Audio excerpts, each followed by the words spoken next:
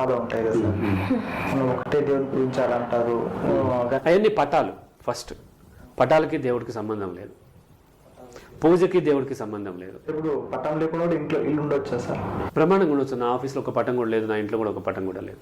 నేను బాగానే ఉన్నాను కదా.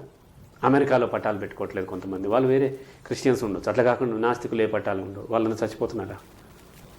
పటాలు లేకపోతే పటాలు అవి పటాలు మీకు సంబంధించి, గాడ్కి సంబంధమే లేదు అవి.